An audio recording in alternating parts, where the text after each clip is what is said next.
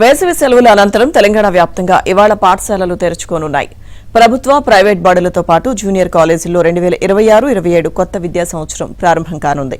నిజానికి ఈ నెల 12వ తేదీనే తెరుచుకోవాల్సి ఉన్న చాలా జిల్లాల్లో ఎండల తీవ్రత ఎక్కువగా ఉండడంతో 15వ తేదీ నుంచి ప్రారంభించాలని నిర్ణయించారు. కొత్త విద్యా సంవత్సరంలో అమలు చేయనున్న పథకాలకు సంబంధించి సీఎం రేవంత్ రెడ్డి ఇప్పటికే సమీక్షించి అధికారులకు ప్రత్యేక ఆదేశాలు జారీ చేశారు. ఈ మేరకు అధికారులు చర్యలు చేపట్టారు.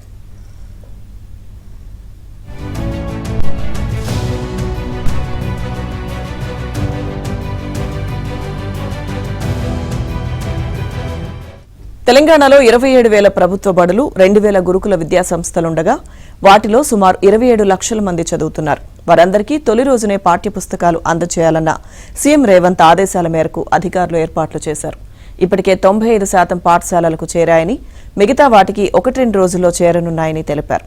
ఇక గురుకుల విద్యార్థులకు ఈసారి వెల్కమ్ కిట్ పేరుతో ప్రత్యేక పథకం అమలు చేస్తున్నారు. అందులో యూనిఫామ్తో పాటు తెల్ల బూట్లు, తెల్ల సాక్స్లు ఉంటాయి.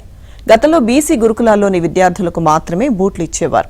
ఈసారి అన్ని యాజమాన్యాల్లోని విద్యార్థులకు బూట్లను అందజేస్తున్నారు.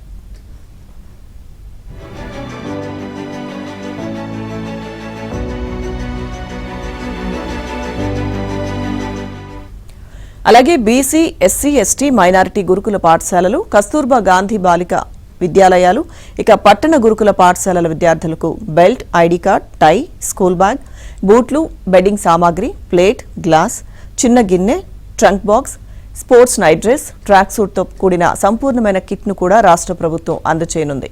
ఇక మైనారిటీ గురుకులాల్లోని విద్యార్థులకు తొలిసారిగా ట్రాక్ సూట్, నైట్ డ్రెస్లను ఇవ్వనుంది.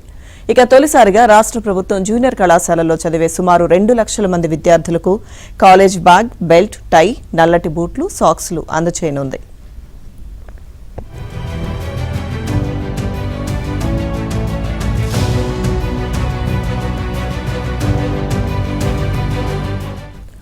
ప్రభుత్వ ఆదేశాల ప్రకారం ప్రభుత్వ విద్యాసంస్థలన్నీ ఇవాల్టి నుంచే ప్రారంభం అవుతుండగా పలు ప్రైవేట్ పాఠశాలలు ఒకరోజు తరువాత తెరుచుకోనున్నాయి. నేడు అమావాస్య కావడంతో తరగతులు ప్రారంభించవద్దనే సెంటిమెంట్తో హైదరాబాద్లోని చాలా ప్రైవేట్ విద్యాసంస్థలు ఇవాళ సెలవు ప్రకటించాయి.